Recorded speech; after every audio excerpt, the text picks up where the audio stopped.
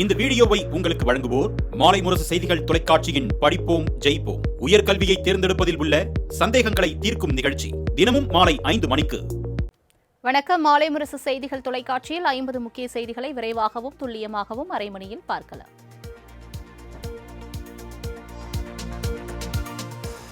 அண்ணா பல்கலைக்கழக மாணவி வழக்கில் கைதான ஞானசேகரனுக்கு 30 ஆண்டுகள் தண்டனை குறைப்பு இல்லாமல் ஆயுள் தண்டனை விதிக்கப்பட்டது. கடந்த டிசம்பர் 23ஆம் தேதி அண்ணா பல்கலைக்கழக மாணவி பாலியல் வழக்கில் ஞானசேகரன் கைது செய்யப்பட்டார். பெரும் அதிர்வலைகளை ஏற்படுத்திய இந்த வழக்கில் பிப்ரவரி மாதம் 100 பக்க குற்றப்பத்திரிகை தாக்கல் செய்யப்பட்டது. பின்னர் கடந்த 28ஆம் தேதி ஞானசேகரன் குற்றவாளி என நீதிபதி ராஜலட்சுமி அறிவித்தார். அதனைத் தொடர்ந்து அண்ணா பல்கலைக்கழக பாலியல் வழக்கில் இன்று தீர்ப்பு வழங்கப்பட்டது. அதில் குற்றவாளி ஞானசேகரனுக்கு 30 ஆண்டுகள் தண்டனை குறைப்பில்லாத ஆயுள் தண்டனை வழங்கப்பட்டுள்ளது.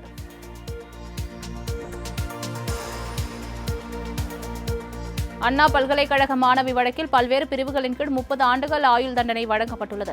அதன்படி விருப்பத்துக்கு மாறாக அத்துமீறி நடந்து கொண்டதற்காக 3 ஆண்டுகள் சிறை தண்டனை, வலுக்கட்டாயமாக பெண்ணை கடத்தி தன் ஆசைக்கு இணங்க வைத்ததற்காக 10 ஆண்டுகள், கொலை மிரட்டலுக்கு 7 ஆண்டுகள் என பல்வேறு பிரிவுகளின் கீழ் 30 ஆண்டுகள் தண்டனை வழங்கப்பட்டுள்ளதாக தெரிவிக்கப்பட்டுள்ளது.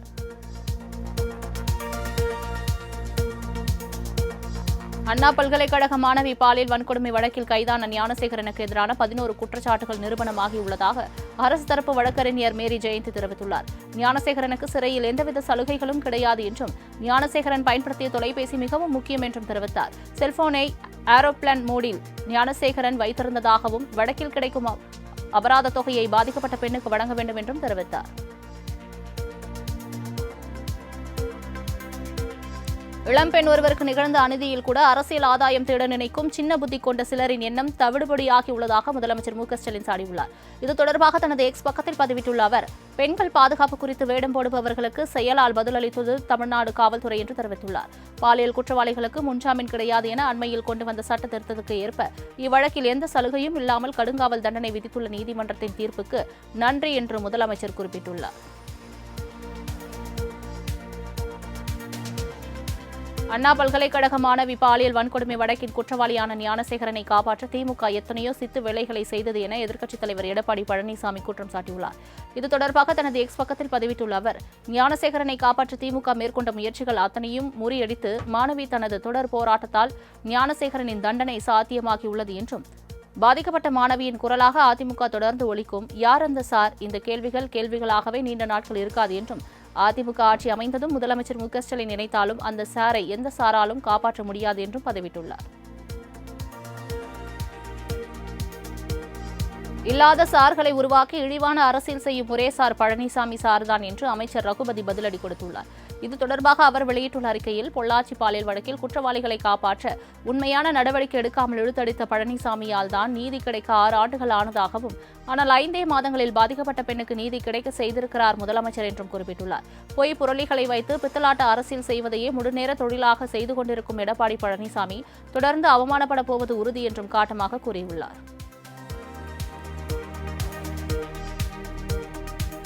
திரை போட்டு சில இடங்களை மறைக்கலாம், ஆனால் மோசமான ஆட்சியை எத்தனை நாள் திரையிட்டு மறைப்பீர்கள் என பாஜக மூத்த தலைவர் தமிழிசை கேள்வி எழுப்பியுள்ளார். சென்னை கோயம்பேட்டில் மருத்துவ முகாமை தொடங்கி வைத்த பின் செய்தியாளர்களை சந்தித்த அவர் இதனை தெரிவித்தார். மேலும் குற்றவாளி ஞானசேகரனுக்கு உதவி செய்த அந்த சார் யார் என்றும், ஞானசேகரனுக்கு 30 வருடம் குறைப்பு இல்லாத ஆயுள் தண்டனை ஆறுதல் அளிப்பதாகவும் கூறினார்.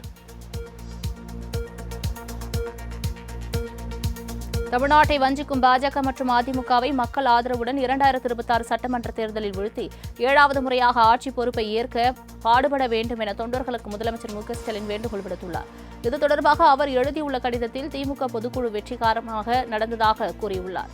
மேலும் தாம் ரோட் ஷோ செல்லும் போது பந்தல்குடி பகுதியில் தனது பார்வைக்கு படாதபடி கால்வாயை துணியை கட்டி மறைத்திருப்பது தொடர்பான செய்தி வெளியான நிலையில் உடனே நேரில் பார்வையிட்டு தூய்மை பணிகளை மேற்கொள்ள உத்தரவிட்டதாக தெரிவித்துள்ளார்.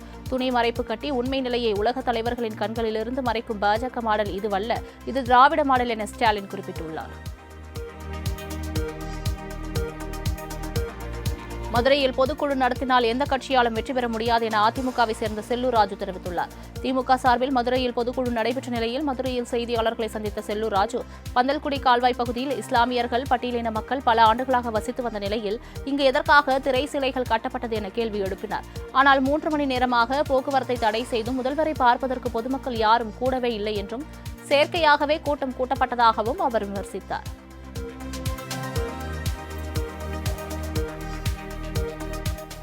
கோவை மாவட்டம் பொள்ளாச்சி அடுத்த பொன்மலை நகர் பகுதியில் கல்லூரி மாணவியை இளைஞர் கத்தியால் குத்தி கொலை செய்த சம்பவம் அதிர்ச்சியை ஏற்படுத்தியது. கண்ணன் என்பவரின் மூத்த மகளை அதே பகுதி சேர்ந்த பிரவீன் என்பவர் ஒரு தலையாக காதலித்து வந்ததாக கூறப்படுகிறது.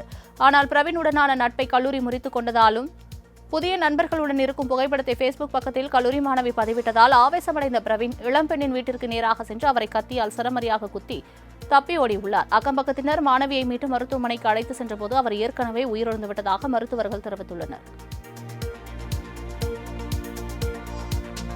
ராமநாதபுரத்தில் பள்ளி திறந்த முதல் நாளே மாணவர்களின் பெற்றோர்கள் முற்றுகையிட்டு போராட்டத்தில் ஈடுபட்டதால் ஆசிரியர்கள் திணறிப் போயினர்.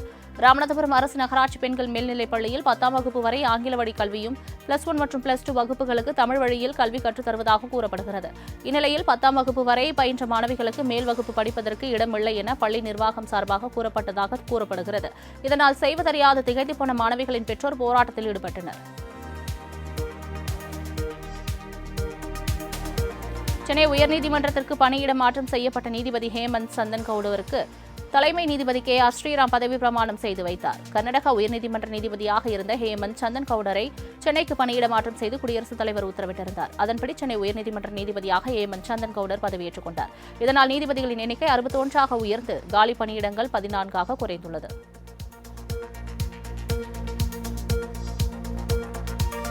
நடப்பு ஆண்டில் சென்னை மாநகராட்சி பள்ளிகளில் மாணவ மாணவியர் சேர்க்கை 2 மடங்காக அதிகரித்துள்ளது. சென்னை மாநகராட்சி பள்ளிகளில் 2025-26ஆம் கல்வியாண்டுக்கான மாணவர் சேர்க்கை மார்ச் மாதம் துவங்கியது. இதனைத் தொடர்ந்து மாணவர் சேர்க்கையை அதிகரிக்க மாநகராட்சி தரப்பில் சிறப்பு கவனம் எடுக்கப்பட்டது. அதன் பயனாக கடந்த ஆண்டை விட இந்த ஆண்டு மாணவர் சேர்க்கை 2 மடங்காக அதிகரித்துள்ளது.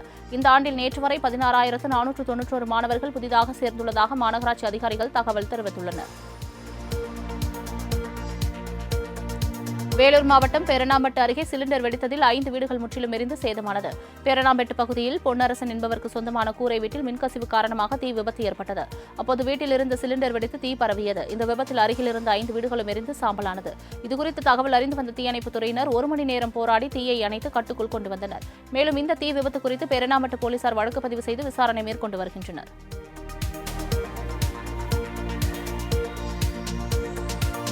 சென்னையில் கொக்கைன், மெத்தபெட்டமைன் ஆகிய போதைப் பொருட்களை வைத்திருந்த 5 இளைஞர்களை போலீசார் கைது செய்தனர். சென்னை அசோக் நகரில் உள்ள மைதானம் அருகே தனிப்படை போலீசார் கண்காணிப்பில் ஈடுபட்டபோது சந்தேகத்திற்கிடமாக நின்றிருந்த 5 பேரை பிடித்து விசாரணை செய்தனர். அப்போது முன்னுக்கு பின் முரணாக பதிலளித்த நிலையில் அவர்களிடம் சோதனையிட்டதில் கொக்கைன் மற்றும் மெத்தபெட்டமைன் போன்ற போதைப் பொருட்களை மறைத்து வைத்திருந்தது தெரியவந்தது. அண்ணா பல்கலைக்கழக மாணவி பாலியல் வன்கொடுமை வழக்கில் குற்றவாளி ஞானசேகரனுக்கு 30 ஆண்டுகள் ஆயுள் தண்டனை வழங்கியிருப்பதை வரவேற்பதுடன் திமுக ஆட்சியில் எஞ்சியுள்ள பாலியல் வழக்குகளுக்கு நீதி கிடைக்க வேண்டும் என்றும் தமிழக பாஜக தலைவர் நயினார் நாகேந்திரன் தெரிவித்துள்ளார். இது தொடர்பாக அவர் வெளியிட்டுள்ள அறிக்கையில், தமிழக பாஜக உட்பட பல அரசியல் கட்சிகளின் அழுத்தம் மற்றும் அறப்போராட்டங்களின் விளைவாக குற்றவாளி ஞானசேகரனுக்கு ஆயுள் தண்டனை வழங்கியுள்ளதாக குறிப்பிட்டுள்ள அவர், அரக்கோணம் வழக்கில் இன்னும் FIR கூட பதிவு செய்யப்படாமல் தாமதப்படுத்துவது ஏன் என்றும் நயினார் நாகேந்திரன் கேள்வி எழுப்பியுள்ளார். முறையற்ற சிறைத்துறை முதல்நிலை காவலர்கள் பணியிட மாற்ற உத்தரவை தமிழ்நாடு அரசு திரும்பப் பெற வேண்டும் என நாம் தமிழர் கட்சி ஒருங்கிணைப்பாளர் சீமான் வலியுறுத்தியுள்ளார். இது தொடர்பாக தனது எக்ஸ் பக்கத்தில் பதிவிட்டுள்ள அவர், தமிழ்நாடு முழுவதும் பள்ளி கல்லூரிகள் திறந்துள்ள நிலையில் சிறைத்துறை காவலர்கள் தங்கள் பிள்ளைகள் படிப்பதற்கு பெருந்தொகை செலுத்திவிட்ட நிலையில் முன் அறிவிப்பின்றி இடமாற்றம் செய்துள்ளது சிறை தண்டனையை விட மிகப்பெரிய கொடுமையான தண்டனை என்று குறிப்பிட்டுள்ளது. மேலும் பணி சுமைக்கு நடுவே ஆறுதலாக இருப்பது அவர்களது குடும்பத்துடன் செலவிடும் நேரம், அதையும் திட்டமிட்டு தட்டி பறிப்பது நியாயமா? இதற்கு பெயர்தான் திராவிட மாடலா என்றும் சீமான் கேள்வி எழுப்பியுள்ளார். எரிவுலை திட்டத்துக்கு எதிர்ப்பு தெரிவித்து கொடுங்கையூரில் அதிமுகவினர் கண்டன ஆர்ப்பாட்டத்தில் ஈடுபட்டனர். வடசென்னை கொடுங்கையூர் பகுதியில் உள்ள குப்பைமேட்டில் எரி உலை அமைப்பதற்கான பணிகள் தொடங்கப்பட்டுள்ளது. இதனால் மக்களுக்கு சுவாச பிரச்சினை உள்ளிட்ட உடல் உபாதைகள் ஏற்படும் எனவும் இந்த திட்டத்தை கைவிடக் கோரி முன்னாள் அமைச்சர் வளர்மதி உள்ளிட்ட ஏராளமான அதிமுகவினர் கழுத்தில் மண்டை ஓடுகளை அணிந்து கொண்டு ஆர்ப்பாட்டத்தில் ஈடுபட்டனர். அப்போது எரி உலை போன்ற செயல்முறை விளக்கத்தையும் செய்து காட்டி முழக்கமிட்டனர். பாமக நிறுவனர் ராமதாசுக்கும் அவரது மகன் அன்புமணிக்கும் இடையேயான மோதல் தீவிரமடைந்துள்ள நிலையில் தைலாபுரத்தில் உள்ள இல்லத்தில் ஜி.கே. மணி உள்ளிட்ட கட்சி நிர்வாகிகள் பலரும் ராமதாஸை சந்தித்து பேசினர். சென்னை பண்ருட்டி, கள்ளக்குறிச்சி பகுதிகளைச் சேர்ந்த வன்னியர் சங்க நிர்வாகிகள், மகளிர் அணி மற்றும் வழக்கறிஞர் அணி நிர்வாகிகளும் ராமதாஸ் தங்கியுள்ள தைலாபுரம் தோட்டத்திற்கு வருகை தந்தனர். ராமதாஸ் அழைத்ததன் பேரிலே இந்த சந்திப்பு நடைபெற்றதாக கூறப்படுகிறது.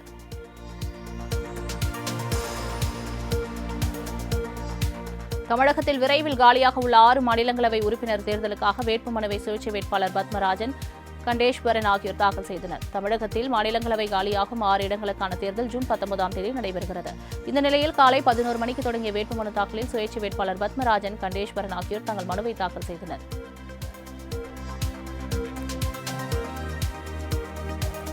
லண்டனில் அரங்கேற்றிய சிம்போனி இசையை சென்னையில் நிகழ்த்துவதாக இசைஞானி இளையராஜா அறிவித்துள்ளார். தனது பிறந்த நாளை முன்னிட்டு இளையராஜா செய்தியாளர்களிடம் பேசினார். அப்போது லண்டனில் அரங்கேற்றிய சிம்போனி இசையை தன் மக்களும் கேட்க வேண்டும் என்பதற்காக வருகிற ஆகஸ்ட் 2ஆம் தேதி சென்னையில் சிம்போனி இசை நிகழ்ச்சியை நடத்த திட்டமிட்டிருப்பதாக கூறினார். லண்டனில் வாசித்தே ராயல் ஆர்கெஸ்ட்ரா குழுவினரே இங்கும் வந்து வாசிப்பார்கள் என தெரிவித்தார்.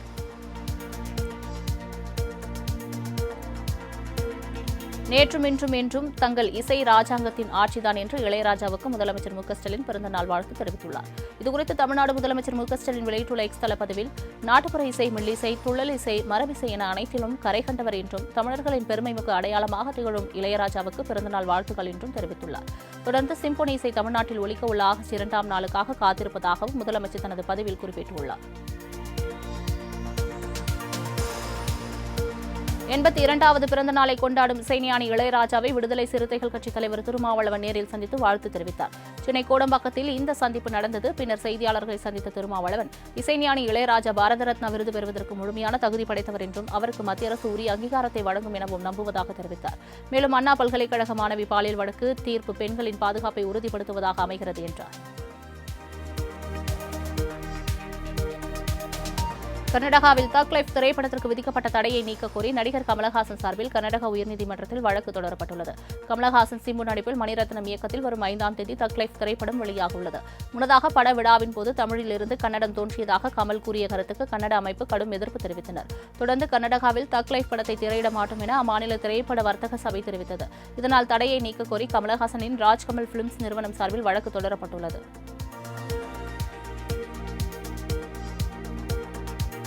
புதுச்சேரியில் மோசடி தொடர்பான வழக்கில் ஏற்கனவே 7 பேர் கைதான நிலையில் வெளிநாட்டினருக்கு தொடர்பு இருப்பதாக போலீசார் தெரிவித்துள்ளனர். புதுச்சேரி தனியார் நிறுவனத்தில் பணியாற்றி வரும் சுகியா என்பவரிடம் நிறுவன உரிமையாளர் புகைப்படத்துடன் வாட்ஸ்அப் காலில் பேசிய நபர் புதிய திட்டத்திற்கு பணம் தேவைப்படுவதால் பணம் அனுப்புமாறு கூறியுள்ளார். இதனை நம்பி வங்கிக் கணக்கிலிருந்து பல தவணைகளாக 5 கோடியே 10 லட்சம் ரூபாயை அனுப்பியுள்ளார். பின்னர் தான் ஏமாற்றப்பட்டதை அறிந்து அளித்த புகாரின் போலீசார் 7 பேரை கைது செய்த நிலையில் வெளிநாட்டினருக்கு தொடர்பு இருப்பதாக போலீசார் தரப்பில் தெரிவிக்கப்பட்டுள்ளது. இந்தியாவில் இதுவரை 4000 பேருக்கு கொரோனா தொற்று உறுதியாகியுள்ளதாக தமிழக சுகாதாரத்துறை தெரிவித்துள்ளது. இதுகுறித்து வெளியிடப்பட்டுள்ள அறிக்கையில், தமிழகத்தில் நேற்று 10 பேருக்கு கொரோனா தொற்று உறுதியான நிலையில் மொத்தம் 189 பேர் பாதிக்கப்பட்டுள்ளனர். கொரோனா தொற்றால் பாதிக்கப்பட்ட 27 பேர் குணமடைந்து வீடு திரும்பியுள்ளதாகவும் தெரிவிக்கப்பட்டுள்ளது. மேலும் இந்தியாவில் கொரோனா தொற்று அதிகரித்து வரும் நிலையில் நேற்று ஒரே நாளில் இந்தியாவில் 203 பேருக்கு தொற்று உறுதியாகியுள்ளதாகவும் தெரிவிக்கப்பட்டுள்ளது.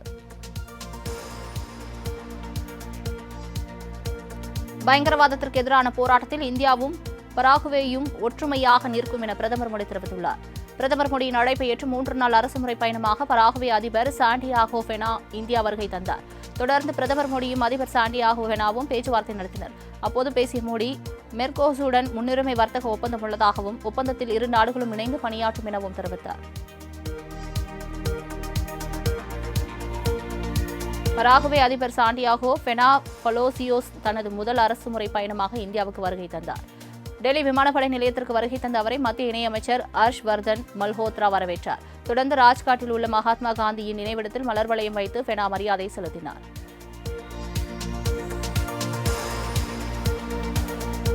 சிக்கிம் ராணுவ முகாம் அருகே ஏற்பட்ட நிலச்சரிவில் சிக்கி 3 வீரர்கள் பரிதாபமாக உயிரிழந்தனர். வடக்கு சிக்கிமில் உள்ள சாட்டன் எனும் பகுதியில் இந்திய ராணுவ முகாம் அமைந்துள்ளது.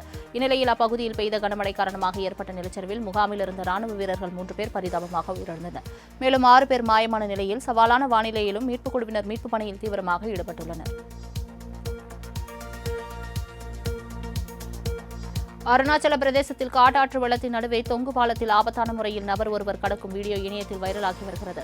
இந்தியா, சீனா மற்றும் மியான்மர் எல்லையின் முக்கோண சந்திப்புக்கு அருகில் உள்ள அருணாச்சல பிரதேசத்தின் அஞ்சாவ் மாவட்டத்தில் பாரம்பரிய தொங்கு பாலம் உள்ளது. கனமழை காரணமாக அங்கு காட்டாற்று வெள்ளம் ஏற்பட்டு தண்ணீர் சீறி பாய்ந்து ஓடுகிறது. அந்த பாலத்தில் நபர் ஒருவர் ஆபத்தான முறையில் கடந்து செல்கிறார். இந்த வீடியோவை மத்திய அமைச்சர் கிரண் ரிஜிஜு தனது எக்ஸ் பக்கத்தில் பதிவிட்டு மக்கள் தயவு செய்து கவனமாகவும் பாதுகாப்பாகவும் இருக்க அறிவுறுத்தியுள்ளார். பெங்களூரில் சாலையில் சென்ற தொழிலாளர்கள் மீது டேங்கர் லாரி மோதி 3 பேர் சம்பவ இடத்திலேயே உயிரிழந்தனர். கர்நாடக மாநிலம் பெல்காவி மாவட்டத்தில் புனே பெங்களூரு நெடுஞ்சாலையில் தொழிலாளர்கள் சாலையை பழுது பார்த்துக் கொண்டிருந்தனர். அப்போது ஒரு டேங்கர் லாரி திடீரென அவர்கள் மீது மோதி விபத்துக்குள்ளானது. இந்த விபத்தில் 3 பேர் சம்பவ இடத்திலேயே உயிரிழந்தனர். மேலும் இந்த விபத்தில் காயமடைந்தவர்கள் மருத்துவமனையில் சிகிச்சைக்காக அனுமதிக்கப்பட்டுள்ளனர்.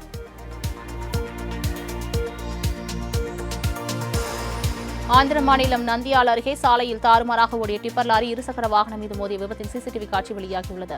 நந்தி கோட்கூர் தேசிய நெடுஞ்சாலையில் கட்டுப்பாட்டை இழந்து தாறுமாறாக ஓடிய டிப்பர் லாரி எதிர் திசையில் சென்று கொண்டிருந்த பைக் மீது மோதி விபத்துக்குள்ளானது. அப்போது தூக்கி வீசப்பட்ட இருசக்கர வாகனம் பள்ளத்தில் விழுந்ததில் இருவர் படுகாயமடைந்தனர். இந்நிலையில் டிப்பர் லாரி ஓட்டுநர் மதுபோதையில் வாகனத்தை இயக்கி வந்தது விசாரணையில் தெரியவந்துள்ளது. தெற்கு டெல்லியின் ஜங்கபுராவில் உள்ள மதராசி முகாமில் சட்டவிரோத குடியிருப்புகளை அகற்றும் பணி நடைபெற்று வருகின்றன.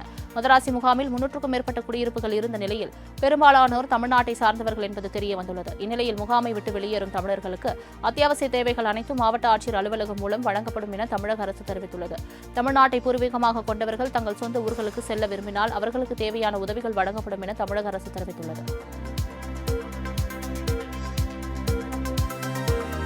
உத்தரப்பிரதேச மாநிலம் பிரயாக்ராஜின் கல்வி சேவை தேர்வு ஆணைய அலுவலகத்தின் வெளியே பட்டதாரி ஆசிரியர்கள் போராட்டம் நடத்தியதால் பரபரப்பு ஏற்பட்டது.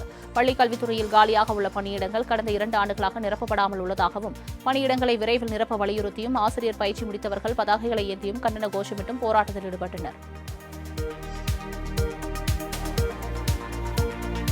தெலுங்கானா உருவாக்க நாளில் கூட ஜெய் தெலுங்கானா என்ற கோஷத்தை முதலமைச்சர் ரேவந்த் ரெட்டி கூறாதது துரதிருஷ்டவசமானது என எம்எல்சி கவிதா தெரிவித்துள்ளார். ஆந்திர பிரதேசத்திலிருந்து தெலுங்கானா பிரிக்கப்பட்டு கடந்த 2014ஆம் ஆண்டு ஜூன் 2ஆம் தேதி மாநில அந்தஸ்து பெற்றது. இந்நிலையில் மாநில உருவான நாளில் கூட மாநில முதலமைச்சர் ரேவந்த் ரெட்டி மாநிலத்தின் புகழ் பாடவில்லை என எம்எல்சி கவிதா சாடினார். மேலும் முதலமைச்சரும் காங்கிரஸ் அரசாங்கமும் தெலுங்கானாவில் தியாகிகளுக்கு மரியாதை செலுத்தவும் வலியுறுத்தினர். அரசு பள்ளியில் சத்துணவு ஆசிரியர் பணிக்கு விண்ணப்பித்த திண்டுக்கல் மாவட்ட முத்தனம்பட்டி பகுதியைச் சேர்ந்த திருநங்கையின் மனு நிராகரிக்கப்பட்டுள்ளது. இதுகுறித்து துறை சார்ந்த அதிகாரிகளிடத்தில் கேட்டதற்கு திருநங்கை என்பதால் பணி வழங்க முடியாது என கடிதத்தின் மூலம் பதில் வந்தது.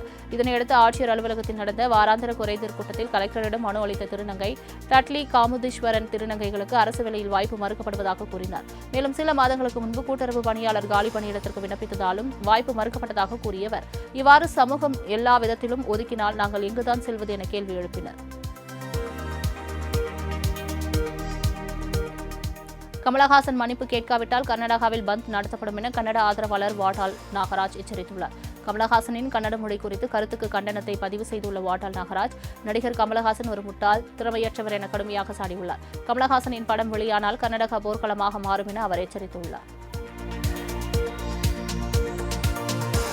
கர்நாடக மாநிலம் பெள்ளரியில் கன்னட அமைப்பினர் கமலஹாசன் உருவ பொம்மையை தீ வைத்து எரித்தனர். மணிரத்னம் இயக்கத்தில் உருவாகியுள்ள தக் லைஃப் திரைப்படம் ஜூன் 5ஆம் தேதி திரையரங்குகளில் வெளியாக உள்ளது. இசை வெளியீட்டு விழாவில் கன்னட மொழி குறித்து நடிகர் கமலஹாசன் தெரிவித்த கருத்து சர்ச்சையை கிளப்பியது. இந்நிலையில் கமலஹாசனுக்கு எதிரான போராட்டங்கள் தீவிரமடைந்த நிலையில் பெள்ளரியில் கன்னட அமைப்பினர் 50க்கும் மேற்பட்டோர் கமலஹாசன் உருவ பொம்மையை உடைத்து பெட்ரோல் ஊற்றி தீ வைத்து எரித்து முழக்கமிட்டனர்.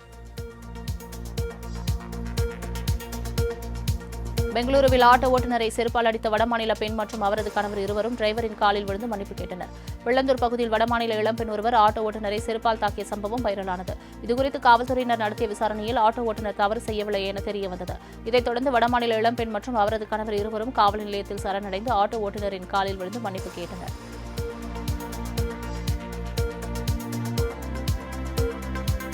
ஓடும் ரயிலில் தொங்கியவாறு ரீல்ஸ் வெளியிட்ட இளம்பெண் மன்னிப்பு கேட்டு மீண்டும் வீடியோ வெளியிட்டுள்ளார். கன்னியாகுமரியில் இளம்பெண் ரீல்ஸ் வெளியிட்டதற்கு பல்வேறு தரப்பினரும் கடும் கண்டனம் தெரிவித்தனர். இந்நிலையில் தான் செய்தது தவறு என்றும் இதனால் வெளியே தலை காட்ட முடியவில்லை என்றும் அந்த பெண் தெரிவித்துள்ளார். மேலும் தன்னை போல் யாரும் ரீல்ஸ் முகத்தில் இதுபோன்ற விபரீத வேலைகளில் ஈடுபட வேண்டாம் என கெஞ்சியவாறு பேசிய இன்ஸ்டா பிரபலம் ஷகிலாவின் வீடியோ சமூக வலைதளங்களில் வைரலாகி வருகிறது. முருகன் மாநாட்டை முன்னிட்டு குமரி மாவட்ட இந்து முன்னணி சார்பில் அம்மனுக்கு வேல் பூஜை நடத்தப்பட்டது. மதுரையில் வரும் 22ஆம் தேதி முருக மாநாடு நடைபெறுகிறது. இதுகுறித்து விழிப்புணர்வை ஏற்படுத்தும் வகையில் தமிழகம் முழுவதும் உள்ள மாவட்டங்களிலிருந்து இந்து முன்னணி சார்பில் வேல் பூஜை நடத்தப்பட்டு வரப்படுகிறது.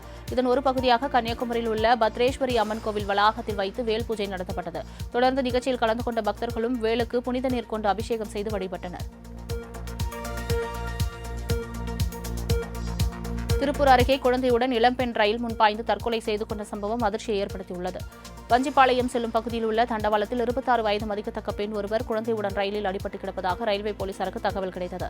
இதனையடுத்து அங்கு சென்று காவல்துறையினர் உடல்களை மீட்டு உடற்கூறாய்வுக்கு அனுப்பி வைத்தனர். விசாரணையில் திருவாரூர் மாவட்டம் திருத்துறைப்பூண்டியைச் சேர்ந்த ஐயப்பன் என்பவரது மனைவி விஜயலட்சுமியும் அவரது 4 வயது குழந்தையும் ஆதேஸ்வரர் என்பதும் தெரியவந்தது. குடும்ப தகராறு காரணமாக தற்கொலை செய்திருக்கலாம் என காவல்துறை தரப்பில் கூறப்படுகிறது. திருத்தணி அருகே மின்சார வயரில் தொங்கிய பிளாஸ்டிக் தார்பாயால் மின்சார ரயில் வந்தே பாரத் ரயில் 1 மணி நேரம் காலதாமதமாக சென்றது.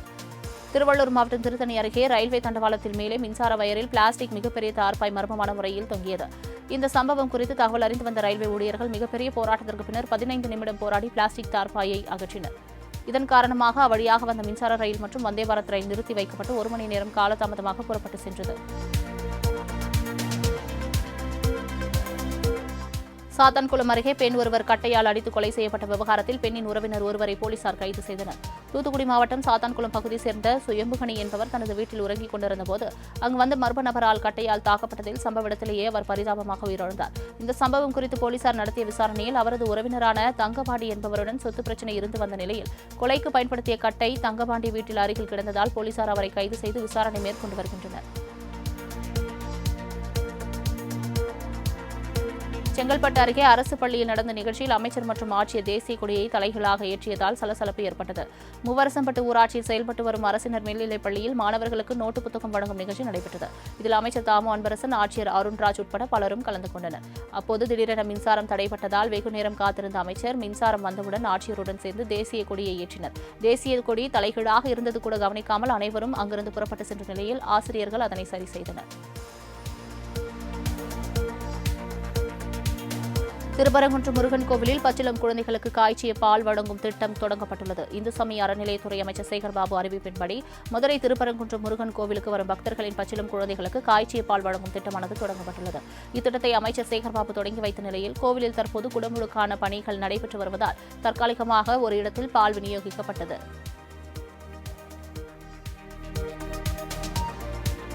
சென்னை நந்தம்பாக்கத்தில் மெத்தபெட்டமின் போதைப்பொருள் மறைத்து வைத்திருந்த 3 பேரை கைது செய்த போலீசார் இடையேந்திரம் 3 போன்கள் மற்றும் ஒரு காரை பறிமுதல் செய்தனர். சென்னையில் போதைப்பொருள் தடுப்பு நுண்ணறிவு பிரிவு தனிப்படை போலீசார் மணப்பாக்கம் பாலம் அருகே கண்காணிப்பு பணியில் ஈடுபட்டனர். அப்போது காருடன் சந்தேகப்படும் நின்றிருந்த 3 நபர்களை பிடித்து விசாரணை செய்ததில் மெத்தபெட்டமின் போதைப்பொருள் மறைத்து வைத்தது தெரியவந்தது. மகளிர் ஆணையங்கள் பாஜகவின் கைப்பாவையாக மாறிவிட்டதாக அகில இந்திய மகிளா காங்கிரஸ் தலைவர் அல்கா லம்பா குற்றம் சாட்டியுள்ளார். டெல்லியில் இதுகுறித்து செய்தியாளர்களிடம் பேசிய அவர், முசாஃபர்பூரில் உள்ள காப்பகத்தில் சிறுமிகள் பாலியல் வன்கொடுமைக்கு உள்ளாக்கப்பட்ட வழக்கின் குற்றவாளியான பிரஜேஷ் தாகூர் மற்றும் பிற 10 குற்றவாளிகள் விடுவிக்கப்பட்டதாக சாட்டினார். மேலும் போலீசாரால் ஆதாரங்களை சமர்ப்பிக்க முடியவில்லை எனவும் இந்தியாவில் பெண்கள் பாதுகாப்பாக இல்லை என்றும் அவர் குற்றம் சாட்டினார்.